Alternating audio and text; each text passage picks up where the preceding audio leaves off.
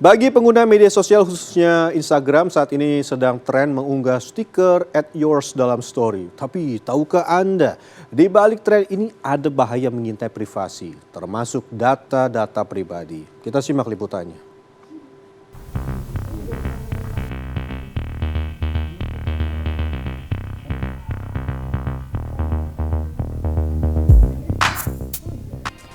Sejak Oktober lalu, stiker @yours bisa dinikmati pengguna Instagram di Indonesia. Stiker ini bisa digunakan untuk variasi membuat konten, mulai dari tren fashion hingga fotografi.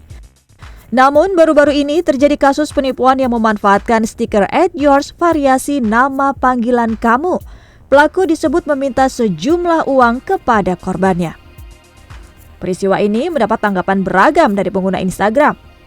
Ternyata semakin kemari semakin itu ya, informasinya makin lama makin privat gitu kan. Kayak ada variasi nama panggilan. Kalau misalnya di private, nggak semua teman-teman yang jadi followers kita juga orang baik kan. Ada yang mungkin beberapa yang jahat dan bisa pakai informasi sensitif untuk modus kejahatan, entah apapun itu penipuan atau kejahatan lainnya. Pihak Instagram pun angkat bicara terhadap kejadian ini. Instagram itu kami bekerja keras untuk melindungi identitas dan informasi pribadi setiap pengguna kami, dan makanya hal-hal seperti misalnya alamat atau keterangan medis dari pengguna saat itu diposting di Instagram, kalau misalnya kami temukan konten tersebut, maka konten tersebut akan kami hapus dari Instagram. Kasus penipuan seperti ini bukan pertama kali terjadi. Dari beragam platform online, kombinasi data pribadi kita sudah kerap dimanfaatkan oleh oknum tak bertanggung jawab.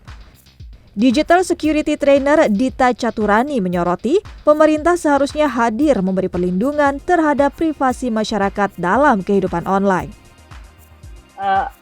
Saya sudah melihat cukup banyak kampanye-kampanye yang positif yang dilakukan oleh pemerintah terhadap warga negara untuk bagaimana warga negara menggunakan media sosial dengan lebih bijak, misalnya untuk tidak terlalu oversharing data pribadinya gitu.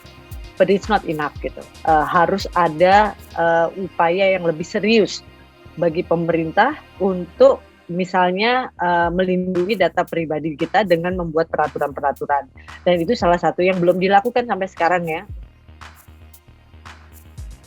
Namun kita tetap bisa melakukan langkah pencegahan. Hindari membagikan data pribadi mulai dari tanggal lahir, lokasi tempat tinggal atau bekerja, hingga nama orang tua dan anggota keluarga lain. Berpikirlah sebelum berbagi, karena kombinasi data tersebut dapat juga digunakan untuk menebak variasi password, penipuan, bahkan membahayakan orang-orang terdekat kita. Putri Demes, Fajar Indrajaya, Jakarta.